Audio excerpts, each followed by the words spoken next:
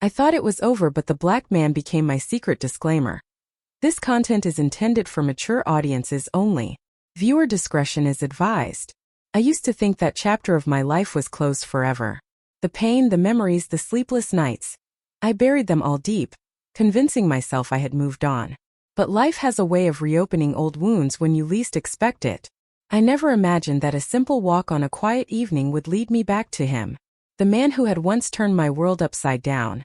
The black man I swore I would never see again. At first, it was just a glance across the street. His eyes met mine, and for a second everything around me faded. The noise of the world went silent. I felt that same rush, that same confusing warmth I had tried to forget. I told myself it was nothing, just a coincidence. But deep down I knew it wasn't. Some connections don't just vanish. They linger, waiting for the right moment to return. For years, I had built a new life. One that looked perfect from the outside. A husband, a home, a steady rhythm of ordinary days. Yet behind that calm smile, something inside me felt hollow. And when he appeared again, it was like someone had lit a match in the dark corners of my soul. I could feel every emotion I'd suppressed start to rise: guilt, desire, confusion, fear. He didn't say much that day. Just a soft "you look the same," before turning away. But those 3 words stayed with me long after he was gone. That night I couldn't sleep. Every sound reminded me of his voice. Every shadow felt like a memory trying to break through. I knew what I was feeling was wrong. But I also knew that something between us had never really ended. What would you do if someone from your past suddenly walked back into your life? Would you shut the door to protect what you have? Or would you let curiosity, and maybe your heart, lead you somewhere forbidden? I want to know what you'd do. Leave your thoughts in the comments or tell me. Have you ever had a moment that tested everything you believed about loyalty and love? Because for me, that moment came the next day when I saw him again. And this time he didn't just pass by. He stopped. He smiled. And that was the moment I realized, maybe it wasn't over after all. Maybe it was just beginning. The next morning I woke up early, my mind still spinning from what had happened the night before. My husband was in the kitchen making coffee, humming softly like he always did. And for a moment I wished I could go back to feeling normal again.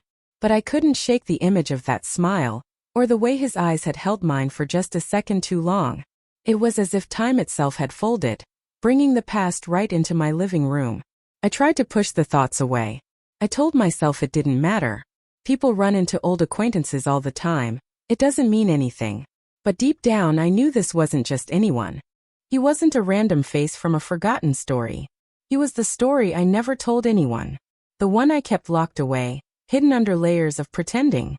I met him years ago, before everything in my life became routine. I was younger, restless, searching for something I couldn't name. He had this quiet confidence that made people listen when he spoke. He wasn't loud or demanding. He just was. And maybe that's what drew me in. The way he made the world slow down. The way he made me feel seen. But back then, circumstances tore us apart before anything real could ever happen. Life moved on. Or at least I thought it did. Now standing in the present, it felt like all that time meant nothing. One glance, and all those buried emotions were awake again. I caught myself checking the street through the window that day, pretending I wasn't waiting to see him again. My husband noticed my distracted look, and asked if something was wrong.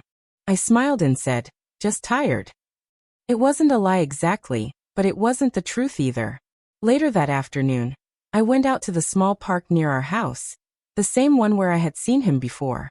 I told myself I just needed some air, but part of me knew better. The sun was low, casting a golden hue over everything, and I felt my heart race with every step. Then, as if the universe was listening, I saw him again, standing near the bench, looking right at me. He didn't move at first. Neither did I. The distance between us felt heavy, full of things left unsaid. Finally, he took a step closer and said quietly, "You still come here?" My breath caught, and I didn't know what to say. There was a long silence. And in that moment, I realized something. I hadn't just been missing a person. I'd been missing a part of myself that I thought I'd buried for good.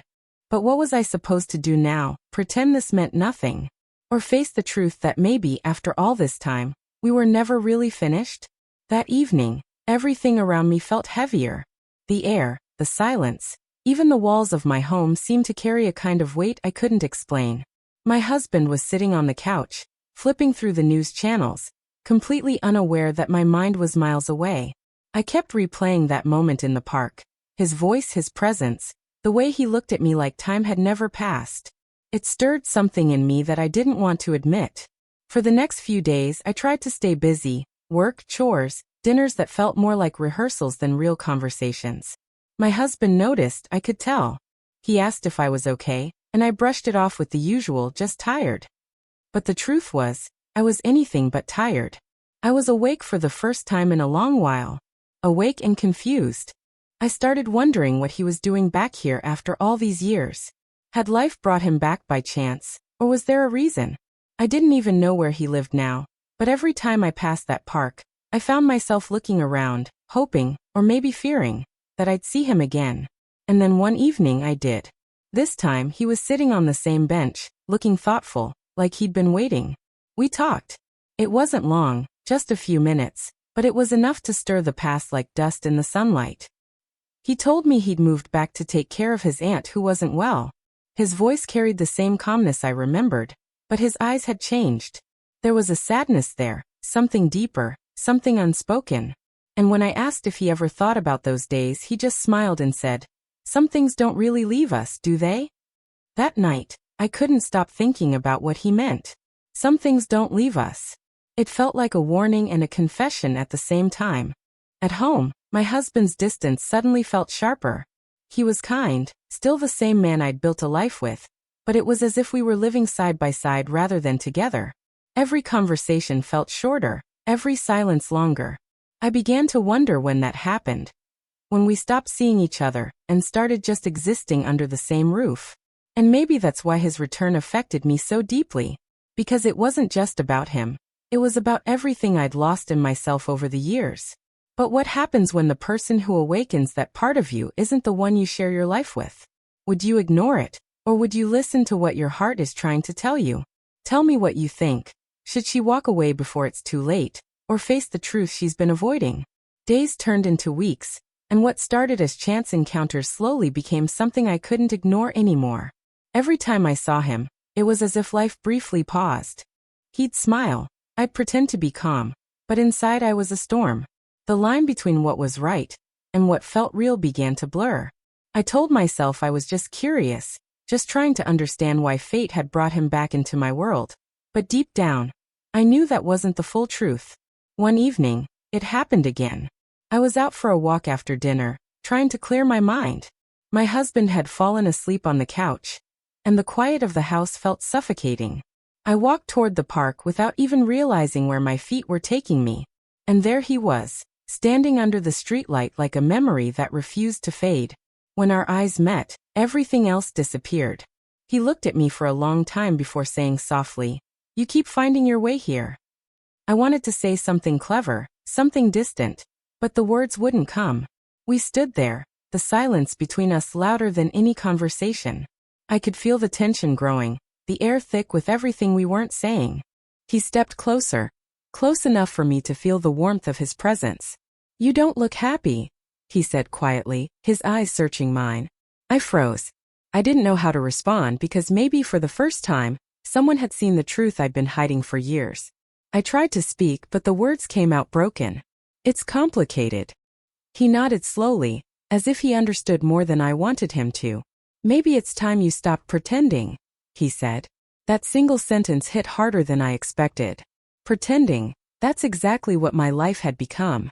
Smiles for the neighbors, laughter at the dinner table, empty conversations about plans that didn't mean anything anymore.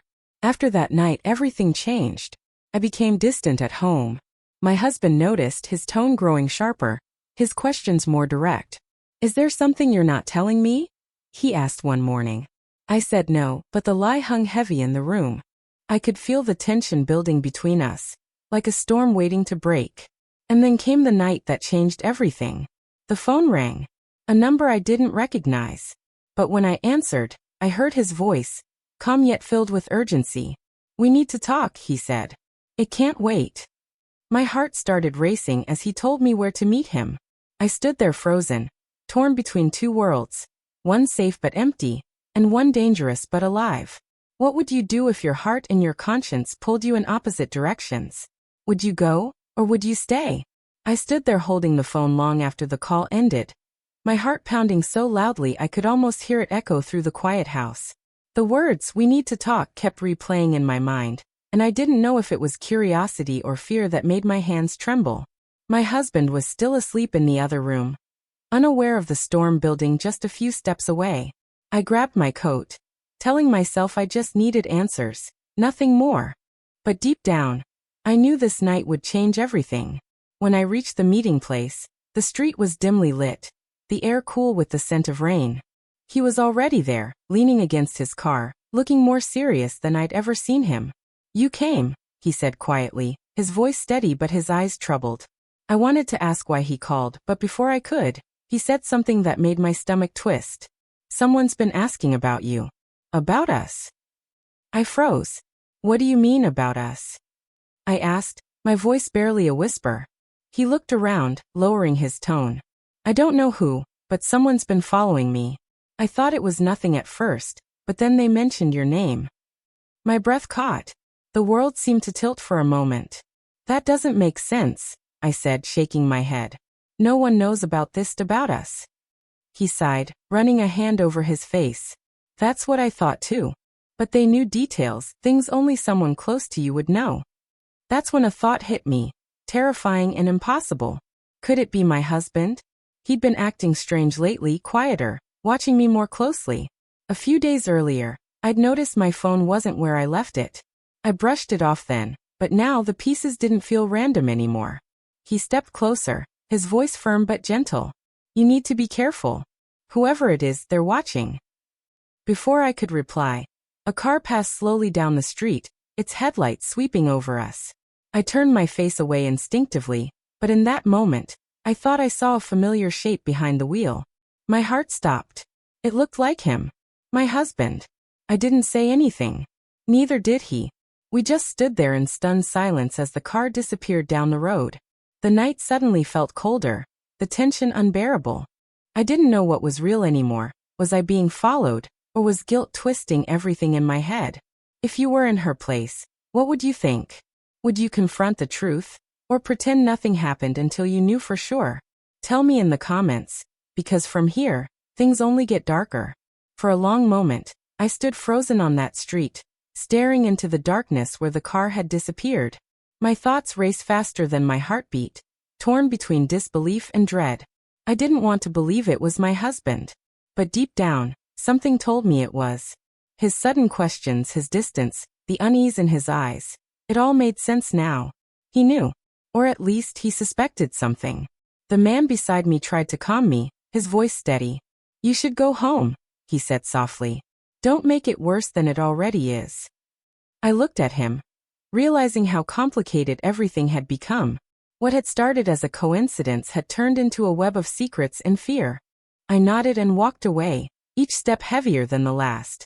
The night air felt colder, pressing against my chest like a warning I couldn't ignore. When I got home, the lights were still on. My husband was sitting at the table, his hands clasped, eyes fixed on the floor. He looked up as I entered, and for the first time in a long while, there was no pretense between us. "Where were you?" he asked quietly. No anger, no shouting, just quiet disappointment that cut deeper than any words could. I wanted to lie, to explain it away somehow, but something inside me broke. Maybe it was guilt, or maybe it was relief. "I met someone," I said finally, my voice trembling. "But not for the reasons you think." I told him everything, not about love but about confusion, emptiness, and how seeing that man again made me realize how far we drifted apart. He didn't interrupt. He just listened. When I finished, the silence between us felt endless. Then he sighed and said, "You could have just told me you weren't happy." His words hit harder than anger ever could. We talked for hours that night, honestly, painfully, like two people trying to find themselves again in the mess they created. The next morning, I sat by the window watching the sun rise. I didn't see the other man again after that night. Maybe it was better that way. Sometimes people come back into your life not to stay, but to remind you of what's missing, or what you still have. Looking back now, I realized the real secret wasn't about him at all. It was about me. About learning that you can't fill your emptiness with someone else. You have to face it yourself. If you've ever had a moment that forced you to question everything you thought you knew about love and loyalty, tell me in the comments. And if you'd like a sequel to see where her story goes next, let me know. Maybe this isn't the end. Maybe it's just the beginning of something she's finally ready to face. When I finally closed the door behind me that night, I felt the weight of everything come crashing down. My hands were shaking, my chest tight with the truth I'd been running from. I knew my husband had followed me, and I knew that sooner or later, there would be a conversation that could change everything. The silence in the house was almost unbearable. I could sense his presence even before I saw him. Sitting in the living room, the lamp still on, his expression unreadable. He didn't shout. He didn't accuse. He just looked at me with eyes that had seen through the lies long before I could admit them. "I saw you," he said quietly. I didn't want to believe it. I couldn't find the words to defend myself. Not because of guilt alone, but because I realized something. I hadn't been fair to either of us. I'd been chasing a feeling I thought I'd lost, when in reality, I'd stopped being honest about what I needed. We sat there for what felt like hours. I told him everything. How the past had resurfaced, how seeing that man again reminded me of who I once was before life became so predictable, so small. My husband listened without interrupting. His silence hurt, but it was also the first time in a long while we were truly present with each other. When I finished, he nodded slowly and said, "I don't know what happens next, but I don't want to live like strangers anymore." There was no promise of forgiveness, just an understanding that something had to change. Whether that meant rebuilding or walking away. It wasn't about blame anymore. It was about truth. The next morning, I went to the park one last time. The air was crisp, and the bench where we used to meet was empty. I waited for a while, but he never came. Maybe he knew this was where our story ended. Maybe he understood, just like I did, that what we had belonged to a different time. One that couldn't exist anymore. As I walked back home, I felt something strange, peace. Not because everything was fixed, but because for the first time, I wasn't hiding from myself. I realized that closure doesn't always come from another person. It comes when you finally accept your own truth. Some stories don't end with dramatic goodbyes. They end quietly, with a lesson that lingers. If you were in her place, would you have stayed to rebuild or walked away to start over? Tell me in the comments how you felt about this ending. And if you'd like a sequel, maybe we'll see where her new chapter begins.